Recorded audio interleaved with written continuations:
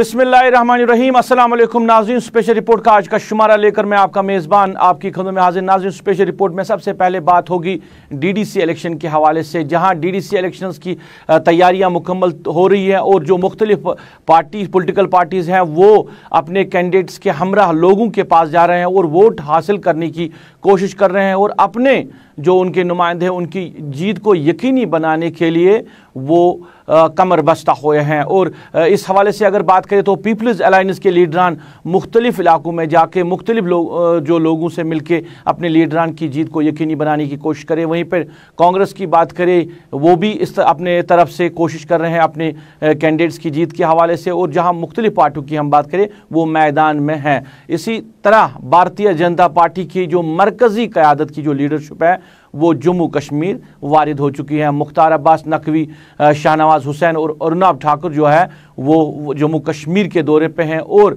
DDC election के हवाले से अपने लीडरान, पार्टी लीडरान के साथ मीटिंगों का सिलसिला बराबर जारी है। लोगों के साथ मिल रहे हैं और लोगों को कहा जा रहा है कि वो भारतीय जनता पार्टी को वोट दे। और इस सिलसिले में हम देख रहे हैं कि मुख्तलिफ वफूद से ये लीडरान जो है वो मुलाकात कर रहे हैं। हम जम्मू कश्मीर की बात करें तो आज इसी सिलसिले में जो पार्टी के स्पोक्स पर्सन हैं शाहनवाज हुसैन ने श्रीनगर में एक प्रेस कॉन्फ्रेंस की और प्रेस कॉन्फ्रेंस में उन्होंने कहा कि गुपकार गैंग जो है वो लोगों को धोखा दे रही है। आर्टिकल 370 और 35A जो है वो कभी वापस आने वाला नहीं है और इस वजह से गुपकार के जो लोग हैं वो लोगों को बहका रहे हैं। और क्या कहा शाहनवाज हुसैन ने, हम आपकी नज़र करते हैं। ये लोग पहले कहते थे कि हम 370 को बचाएंगे, उस पर लोगों को गुमराह करते थे।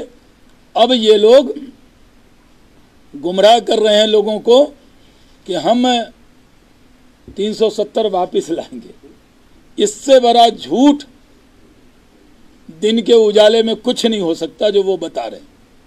हम यहाँ लोकल बॉडी का जो चुनाव है उसमें चुनाव लड़ रहे हैं और जम्मू कश्मीर में अनुराग ठाकुर जी प्रभारी हैं तरुण चुनाव के। हम और अनुराग ठाकुर और संजय भाटिया जी इलेक्शन के लिए जुड़े हैं और लोग जम्मू आज आए हैं, जम्मू का काम देख रहे हैं।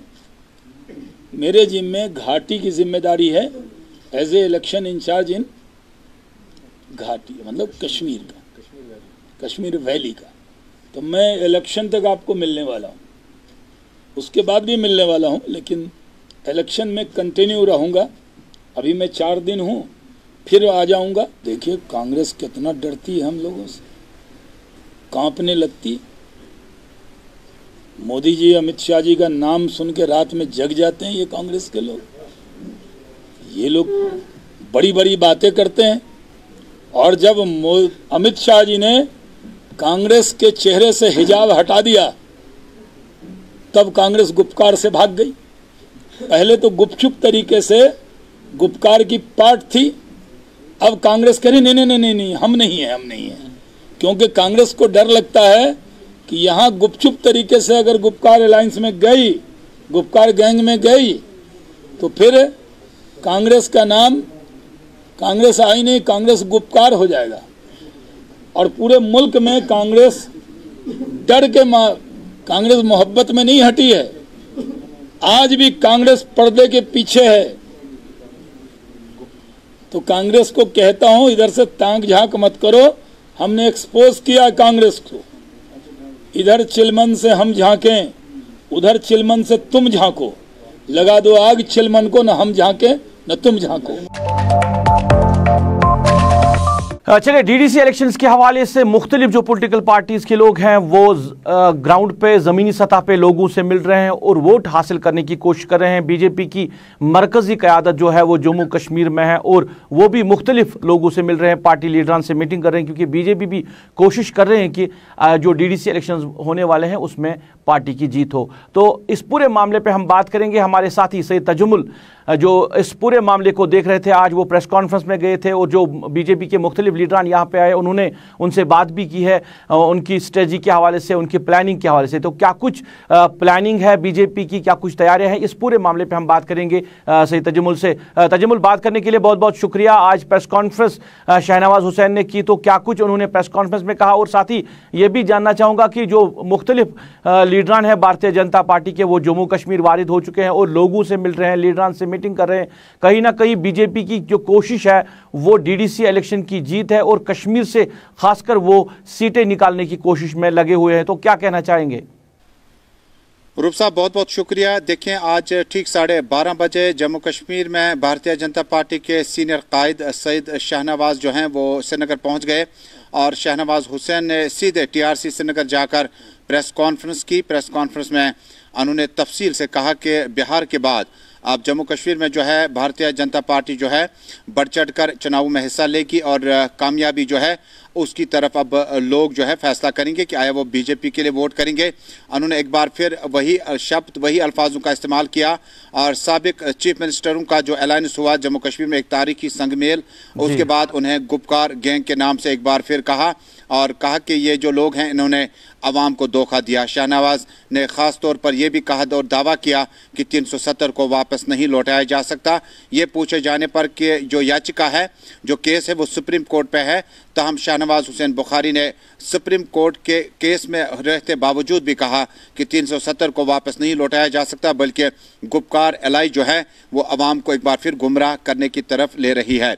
साथ ही साथ शाहनवाज ने साफ तौर पर कहा कि जम्मू कश्मीर में जो काफ़ी मामला चल रहे हैं, उन्होंने कहा कि डेवलपमेंट के नाम पर ही जम्मू कश्मीर में अवाम से वोट मांगा जाएगा और मुल्क की मुख्तलिफ शहरों के साथ साथ अब शहर श्रीनगर, पूरा कश्मीर, जम्मू और लद्दाख जो है वो तरक्की की राह पर गामजन हो सकता है। शाहनवाज ने अपनी प्रेस कॉन्फ्रेंस मुकम्मल करने के बाद कहा कि आप सवाल पूछ सकते हैं और पहला सवाल जो था उस पर भी शाहनवाज ने काफ़ी दिफाई रुख इख्तियार किया। तजम्मुल, मैं एक चीज़ जानना चाहूँगा, जहाँ शाहनवाज हुसैन की हम बात करें, इससे पहले मुख्तार अब्बास नकवी और जनाब ठाकुर जम्मू कश्मीर आए हैं, या बीजेपी के बाकी जो सीनियर कायद है, लीडरान हैं, वो जम्मू कश्मीर आए हैं। तो क्या आपको लग रहा है कि अगर हम जम्मू छोड़ के, क्योंकि कश्मीर के हवाले से अगर हम बात करें, तो क्या कुछ जो माहौल दिख रहा है आपको, एक तो इलेक्शन के हवाले से, दूसरा किस पोजीशन में आपको भारतीय जनता पार्टी दिख रही है अभी? देखिए, कहना बहुत क़ाबिल वक्त होगा कि भारतीय जनता पार्टी, क्योंकि एक तरफ ये सवाल भी पूछा गया कि डीडीसी चुनावों में अगर भारतीय जनता पार्टी को जीत नहीं मिलती है तो क्या इसे अवामी रेफरेंडम माना जाएगा कि उन्होंने गुपकार अलायंस जो है उसके हक में वोट का इस्तेमाल किया।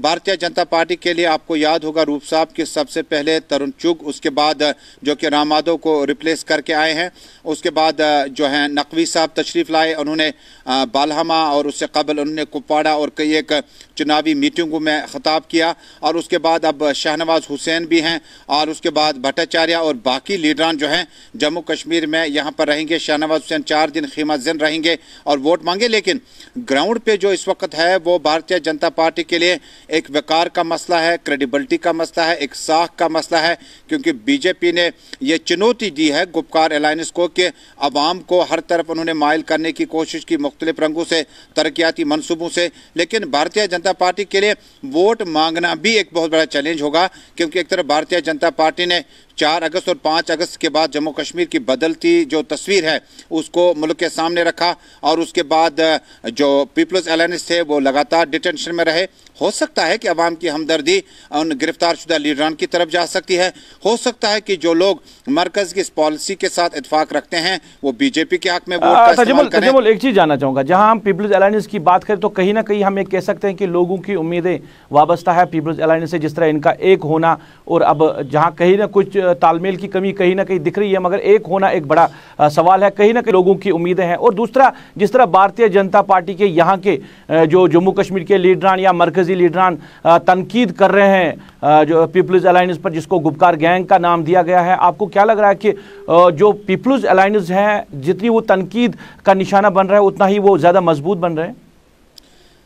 देखिए, इसमें दो चीज़ें हैं, दो सेगमेंट्स आपने जोड़े। एक ये कि क्या उससे हमदर्दी हासिल की जा सकती है जो उन्होंने 12 महीने, 14 महीने, 8 महीने मुख्तलिफ डिटेंशन सेंटर्स में गुजारे। उसके बाद जो लगातार बीजेपी इनको किसी मुल्क के साथ जोड़ने की कोशिश करते हैं, किसी मुल्क की तरफ चले जाने के लिए कहते हैं, और लगातार उनको इशारा कर रहे हैं कि आप लोगों ने यहाँ पर जम्मू कश्मीर में विकास के नाम पर पैसा लाया, उसको खर्च तक नहीं किया।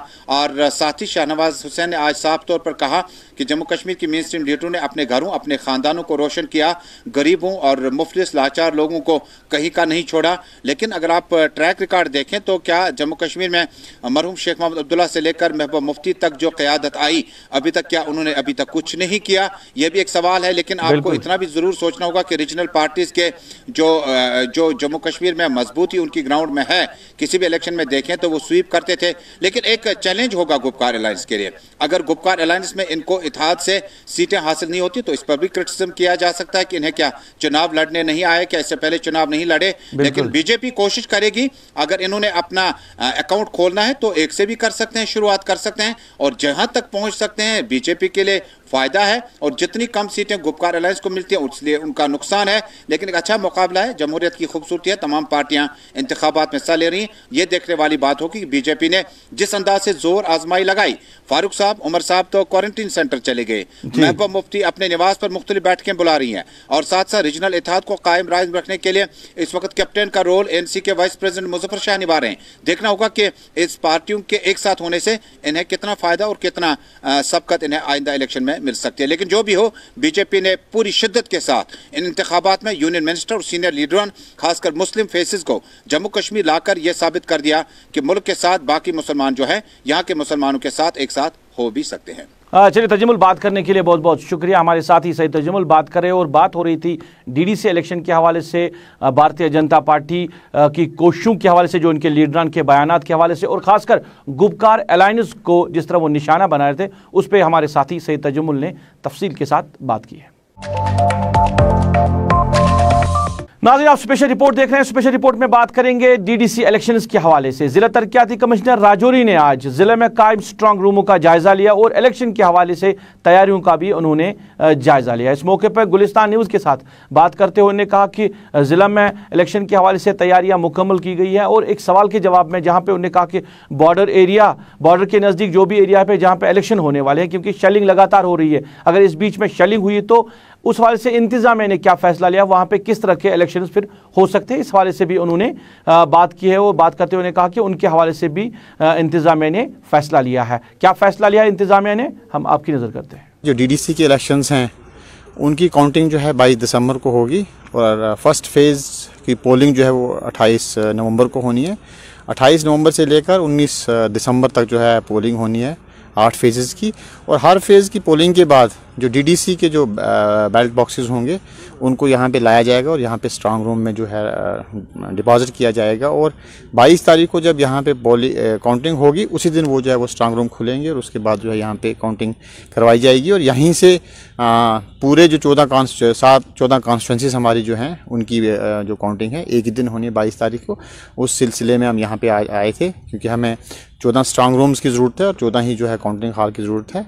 इसलिए हमने आज जो है डिग्री कॉलेज के जो यहाँ पे इंफ्रास्ट्रक्चर अवेलेबल है उसका जायज़ा लिया और हमने नोट डाउन किया है। इसके बाद हम गुजर हॉस्टल में जा रहे हैं, वहाँ पे भी जो है जो इंफ्रास्ट्रक्चर अवेलेबल है उसका भी जायज़ा लेंगे। और जायज़ा लेने के बाद शाम को डिसीजन लिया जाएगा कि कहाँ पे स्ट्रांग रूम्स कितने बनाने और कितने काउंटिंग हॉल्स बनाने हैं, क्योंकि डीडीसी की जो है काउंटिंग जो है 22 तारीख को एक ही दिन होनी है।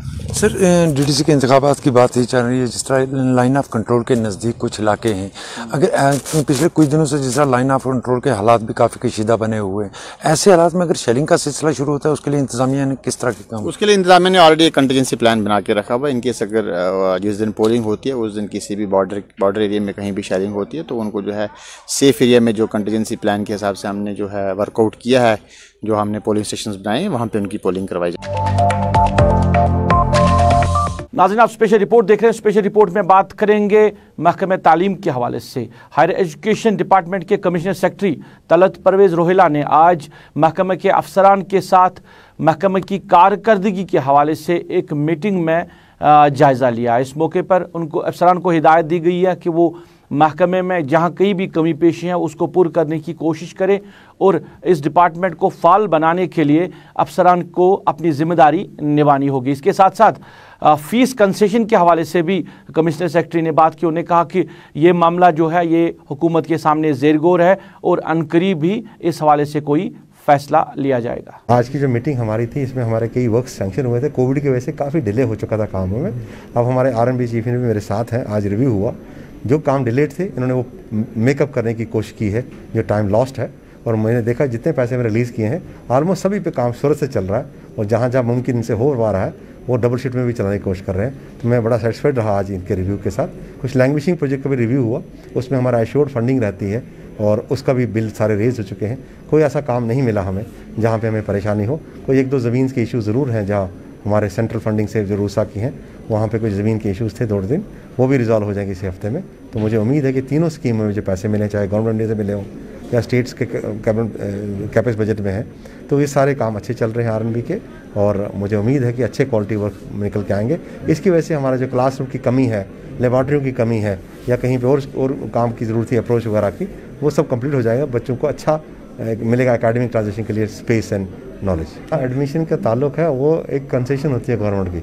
कोशिश ये है कि इलेक्ट्रिकल डिपार्टमेंट जैसे आधी फीस कर दी वो कर दी, ये भी इशू कंसिडरेशन में है फाइनेंस डिपार्टमेंट के, तो वो भी मुझे उम्मीद है कि उन्हीं लाइन पे उसका डिसीजन होना चाहिए। तो फीस भरना चाहिए अभी पेरेंट्स को, क्योंकि अगर भर भी देंगे तो ये हमारे सरकारी डिपार्टमेंट जो होते हैं, अगर कभी डिसीजन हमारे गवर्नमेंट का हो गया तो रिम्बर्समेंट वाला मोड होता है उसमें। नाज़रीन, आप स्पेशल रिपोर्ट देख रहे हैं। स्पेशल रिपोर्ट में बात करेंगे सरकारी ज़मीनों पे कब्जा जमाने के हवाले से। अगर हम वेटलैंड्स की बात करें, आबी ज़खायरों की बात करें, तो कई सालों से हम देखते आ रहे हैं कि यहाँ के लोग या मुख्तलिफ जो सरकारी दफातर है वो इन वेटलैंडों पे उनकी जो बिल्डिंगें हैं वो तामीर की जाती हैं। लोग जो है वो इन पे कब्जा जमाते हैं और फिर वहाँ पे बड़ी बड़ी इमारतें खड़ी की जाती हैं। हमने देखा कि प्राइवेट स्कूल्स या बड़े बड़े फ्लैट्स इन वेटलैंड्स पे बनाए गए हैं और कोई पुरसानी हाल आज तक नहीं हुआ। मतलब किसी भी ने इसके खिलाफ कोई कार्रवाई की, ना सरकार ने ना महकमे ने इसके खिलाफ कोई इकदाम उठाए हैं। अगरचे ऑनरेबल कोर्ट की भी गाइडलाइंस है बाज़ाब्ता तौर पर कि वेटलैंड में, सरकारी ज़मीन और वेटलैंड में कोई कंस्ट्रक्शन नहीं हो सकती है। आज के प्रोग्राम में हम होकरसर के हवाले से बात करेंगे।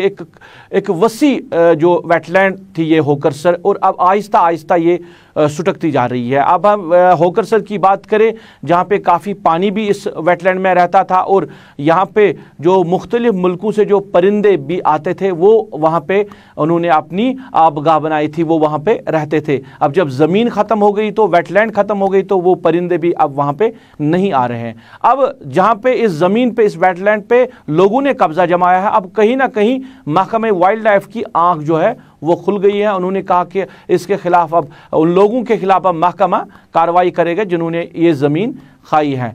सुहेल काजी जो वाइल्ड लाइफ महकमे के रेंज ऑफिसर है, उन्होंने हमारे साथी इरफान फाजिल के साथ इस हवाले से बात करते हुए कहा कि अब महकमे ने उन लोगों की निशानदेही की और अनकरीब भी उनके खिलाफ कार्रवाई की जाएगी। अभी हम देख रहे हैं कि एक साइड से ड्रेजिंग के मामलात है या एक साइड से कहीं कहीं जगह पर लैंड भी हड़पा गया है, जो खबरें आ रही थी जिसमें कब्जा किया गया, वेटलैंड को लिया गया है। उसके लिए डिपार्टमेंट की तरफ से क्या एक्शन हो रही है, क्या इनिशिएटिव्स? आपने बहुत अच्छा क्वेश्चन किया। इस वक्त होकरसर में हमारा बहुत बड़ी प्रॉब्लम ये है कि एनक्रोचमेंट की बहुत बड़ा कर रहे हैं लोग, बहुत बड़ी कोशिश कर रहे हैं एनक्रोचमेंट की, लेकिन उसमें भी हमारा मतलब जो भी हमारा स्टाफ है वो बहुत अच्छी तरह काम कर रहा है। मुझे भी अब 8-9 महीने हो गए इधर, तो 8-9 महीनों में हमने लगभग 4-5 FIR दे दिए हैं एनक्रोचमेंट के लिहाज से।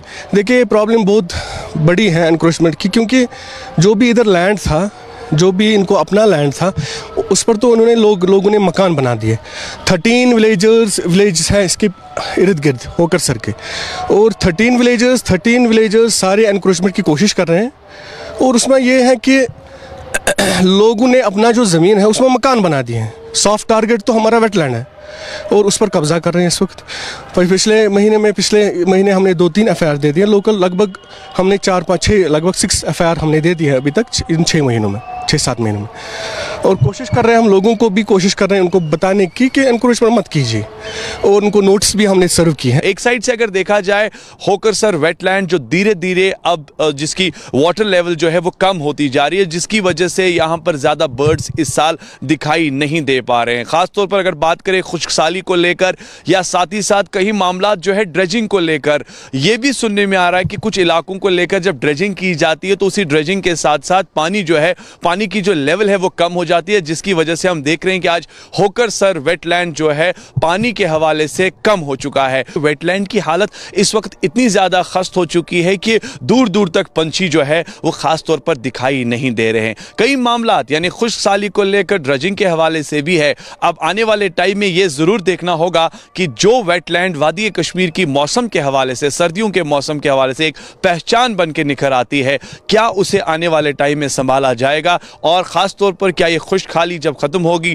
तो क्या साइबेरियन बर्ड्स या वो बर्ड्स जो अलग अलग कंट्री से ट्रैवल करने के बाद यहां पहुंचते हैं, क्या उनकी तादाद बढ़ेगी, देखने वाली बात जरूर होगी।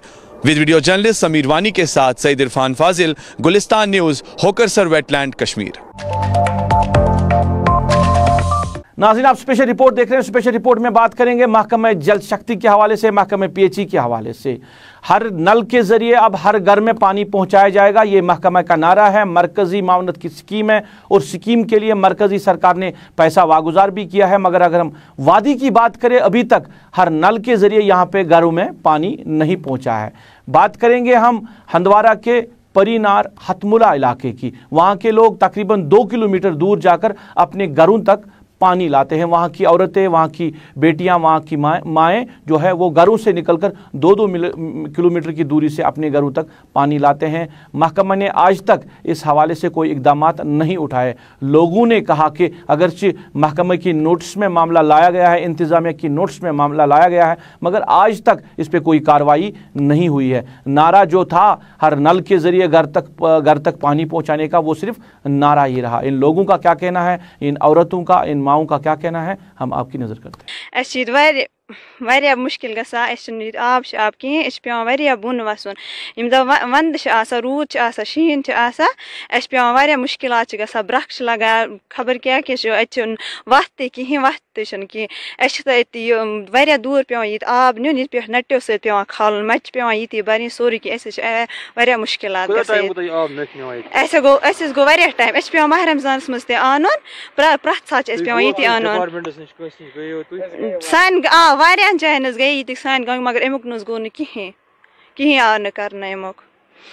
पे माह रमजानस में प्रथ सात पे यूर मगर सो खुश गसा तथ आबे कि पे कंटिन्यू यूर वसन वंद वहरात पे ये खालन आब ये पे खालन आब ये गया मुश्किलात जबरदस्त क्यूर तथ वंद वहरात आबे तथ मगर आज तथ आबे कह वंदस गसा मुश्किलात जबरदस्त तथ आबे कहें वंदस।